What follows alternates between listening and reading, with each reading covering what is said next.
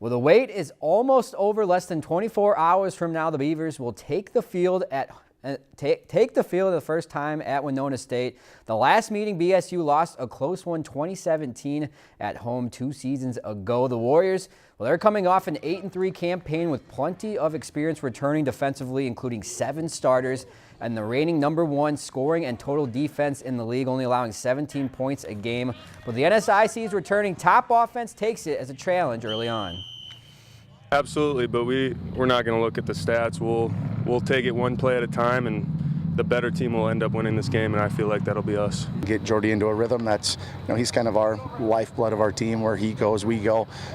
So hopefully he can get off to a good start and get the ball rolling for us. On the other side, Winona must replace quarterback Jack Nelson, the top Russian receiver from 2016. But they have experience in the trenches led by guard Jake Gronholz, and the Gangrene D knows they must set the tone early. We're coming from. They're all going to be, they got a good old line, returning experience. But like you said, it's going to be a quarterback stepping in that hasn't got many playing. He's going to be a senior guy. Then they got a running back that has a little bit of experience, but not their guy, and a receiver that they lost last year that was their stud. So yeah, we're going to come after them and make them beat us, definitely. So we're going to make sure that we just keep pressuring them and making them make decisions. Also in Minnesota, Bemidji State rebounded from its season opening loss by pounding Concordia St. Paul 54-17.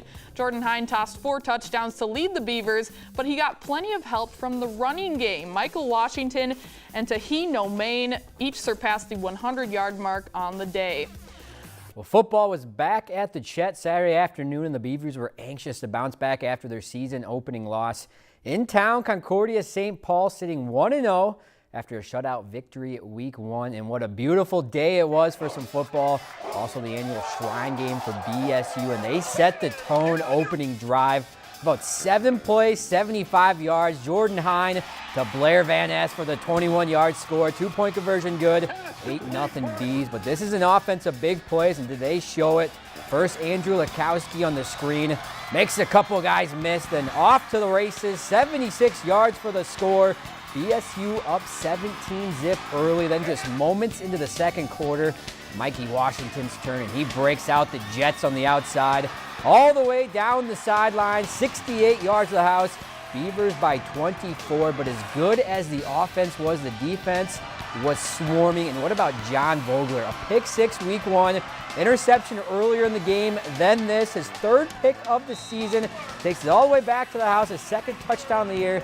Defense forces 5 INTs total, all Bemidji State in this one, 54-17. Mikey Washington, 118 yards, 2 touchdowns on just 5 carries. Here they were after the game on the win. The coaches put us in the right position to be successful. We just go out there and do it.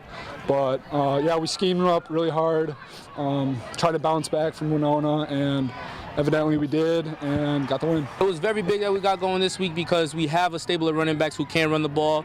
Last week, I was sidelined a little bit because of a groin injury, so I didn't get too many reps last week. So you guys didn't, get the three-headed monster. So this week, we made it a mission to run the ball and to assert our dominance. Our guys were a little frustrated after last week, and like I kept saying all week, we just need to play again, need to play, and certainly played better. Couldn't ask much, better start in the first half. Went down and scored. We had all 3 phases going, and a good win overall. Hey, you make the top play, we'll find you, or somebody will. Bemidji State taking on Concordia. Michael Washington has got the rock.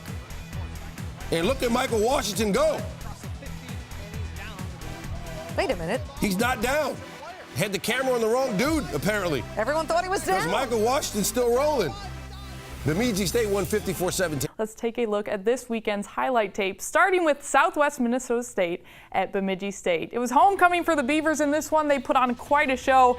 Gabe Ames picks off Mustangs QB Connor Wilkie, takes it to the house to get the Beavers on the board, 7-0. But then a minute to go before halftime, Bemidji State would fire again. Watch this. Jordan Hine airs it out all the way the corner of the end zone to Christian Lundy. 16-yard touchdown pass. Bemidji leads SMSU 30-7 at half. Wins their homecoming 40-22. Well, it's a tradition like no other, and for the last 7 years in a row, jumping into Lake Bemidji has been the cornerstone of homecoming Saturday for BSU football. Southwest Minnesota State, the opponent this season, Beavers, they're looking to get back to 500 on the year and make it 8 straight homecoming victories. No score midway through the first, but the Gangrene D changes that. John Vogler with the tip. Gabe Ames the INT and does the rest. Third pick six of the season. 7-0 Beavers. Offensively, what a game for running back Andrew Lukowski. The 27-yard pitch and catch from Jordan Hine. The touchdown, 155 all-purpose yards for Lukowski. Then huge momentum swing right before half. Hine to Christian Lundy. Feed in for the score, 23-7 BSU. They get the ball back and take advantage. Hine again to freshman Manny Kumla for the 6 more. They add to the cushion second half. Get ready to field goal because they take a dip into Lake Bemidji for the 8th straight year. Homecoming continues to produce wins. 40-22 the final score. BSU now 2-2 on the season. Here's the reaction after the win. It felt really good, other than it's freaking freezing. Yeah, it's really cold, but it couldn't have been a better feeling. With the whole team. It was a great win. Homecoming special, get all the alumni to come back. Just all the people here made it a special environment, and getting in the lake's always the cherry on top. So we were just happy to get the W. It's awesome. It's literally one of the cooler traditions in football. So it was fun to get in there again and play well in front of our home fans. To Crookston for our next matchup against Bemidji State, a battle for the Hubcap Trophy, and this one was all Beavers. Jordan Hine goes to Blake Holder for the 29-yard touchdown pass. Then Hine picks a different target. This time it's Brad Birchfield. He goes 14 yards for the score. And let's go to Holder again. A perfect pass from Hine, and Holder does the rest. Bemidji State shuts out Minnesota Crookston, the first shutout for the Beavers since 2012, 56-0. A team that's on the rise. Who would be your pick for that? The team is on the rise right now is Bemidji State, and obviously a 56-0 win over Minnesota Crookston. Say what you will about the Golden Eagles, but what do good teams do?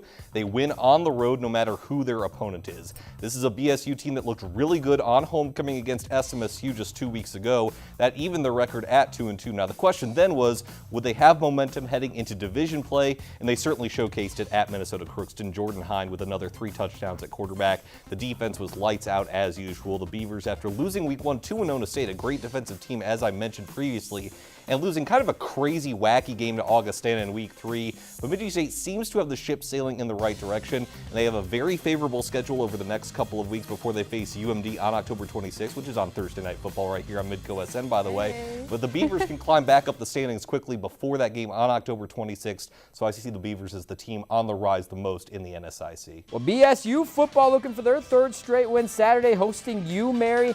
Late in the first, Beavers finally get on the board. Andrew Lukowski from 3 yards out makes it 7-0, but the visitors score the next 13 points from quarterback Garrett Weisinger. 1-yard rush, 13-7. Mary takes the lead, but BSU responds ensuing drive.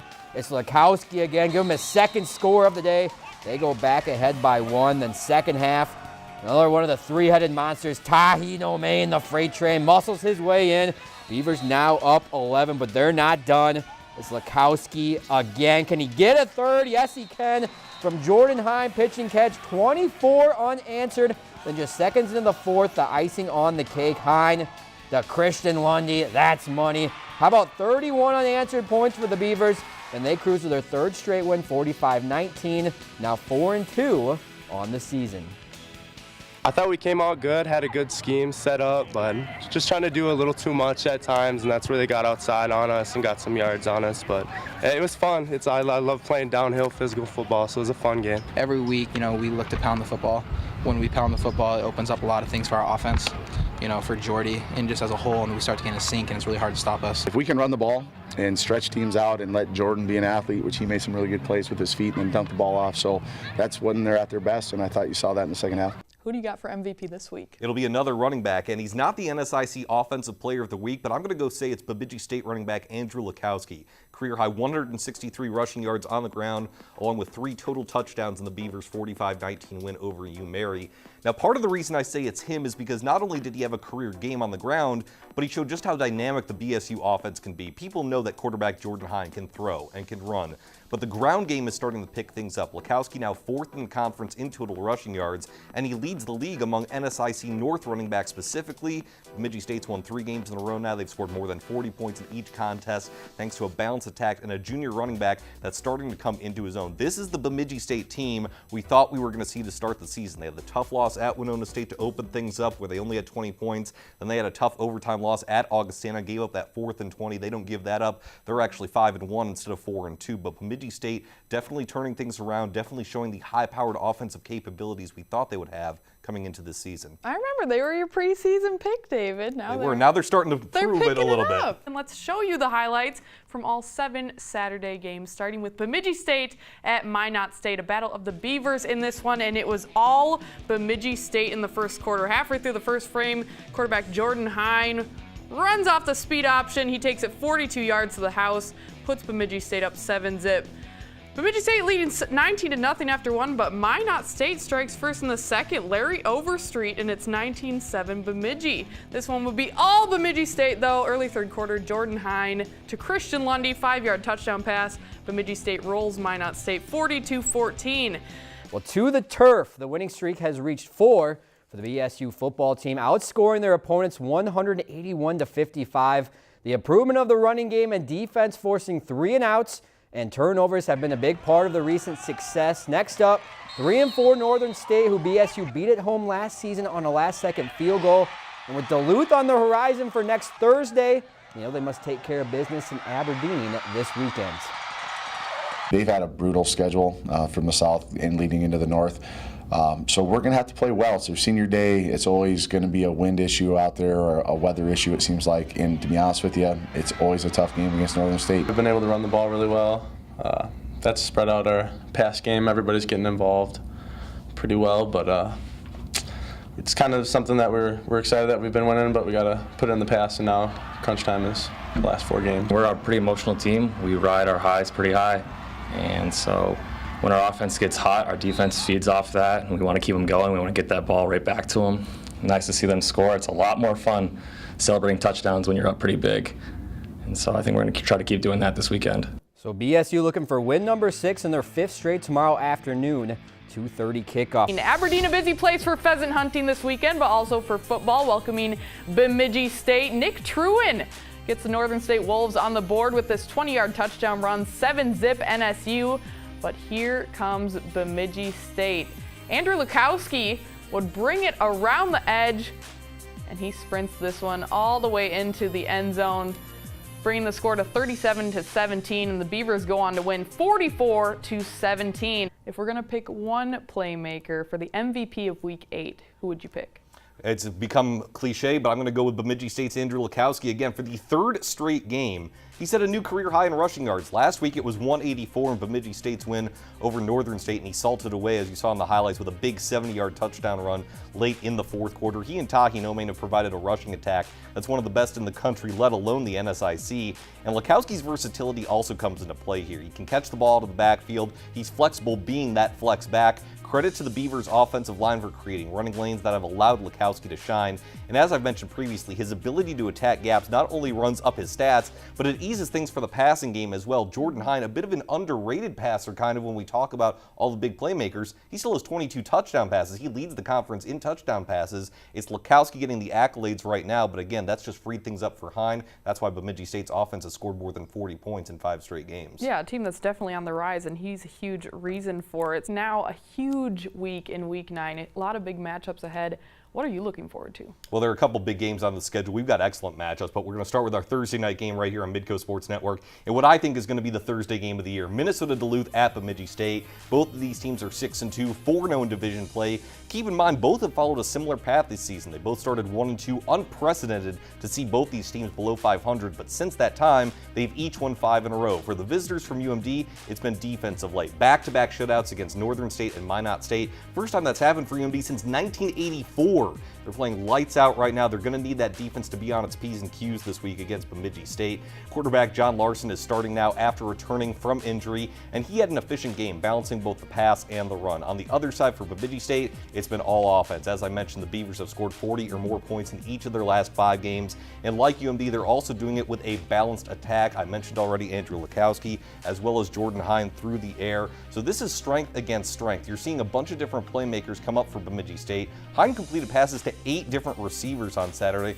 Jacob Anderson, as you'll see right here, he had 8 catches coming into this ballgame, had 6 in this game alone for 69 yards and 2 touchdowns. The fact that there's so many offensive weapons on the Beaver side shows this is a strength versus strength matchup. Can that UMD defense, which has shut out its past 2 opponents, rise up to the challenge against arguably the best offense in the NSIC? It's going to be a really fun one on Thursday night. In Bemidji, Minnesota, it was senior day for the Bemidji State Beavers as they took on St. Cloud State. The Huskies strike first. Dwayne Lawhorn decides to keep it.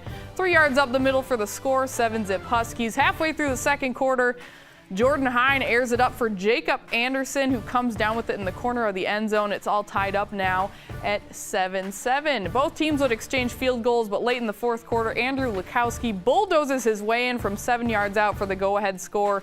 That would end up being the final. Bemidji State wins on senior day 17-10. Over the course of their 4 years at BSU, the senior football class has changed the culture and face of the program. Many wins, and even a bowl game victory a season ago. Their last time taking the turf at the Chet Saturday afternoon against rival St. Cloud State. Both teams 6-3 coming in. Beavers with some early turnovers. Huskies take advantage. Dwayne Lawhorn with the keeper here. He gets in.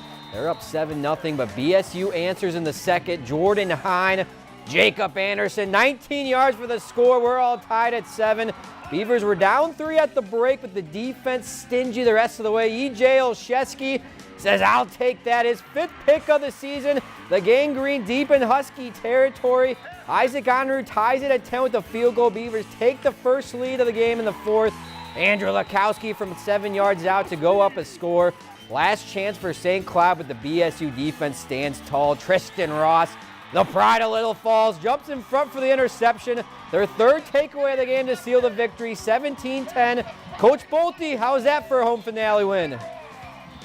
Goes back to the seniors. I'm so happy for them and their families, and not to mention it was over St. Cloud. I mean, this is a team that we beat now 5 out of the last 7. I think when they came in the league, you know, we were viewed a step down from them, and it's something that's important to me to be able to beat them. We recruit against them all the time. They got a great staff. They got good kids.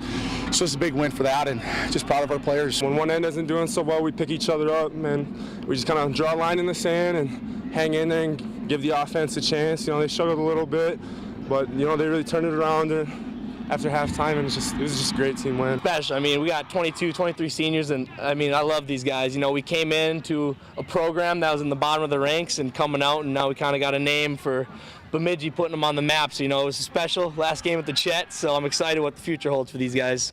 So Beavers scored 10 unanswered in the 4th to win by 7.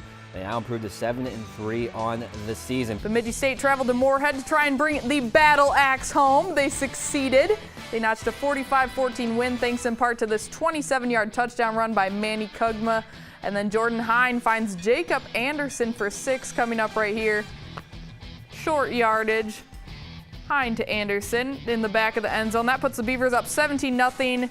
And then more from Jordan Hine coming up. He hits Blair Van S, one of his 2 touchdown grabs on the day. Nice catch there. And by the way, Bemidji State totaled 10 sacks on the day in the big win.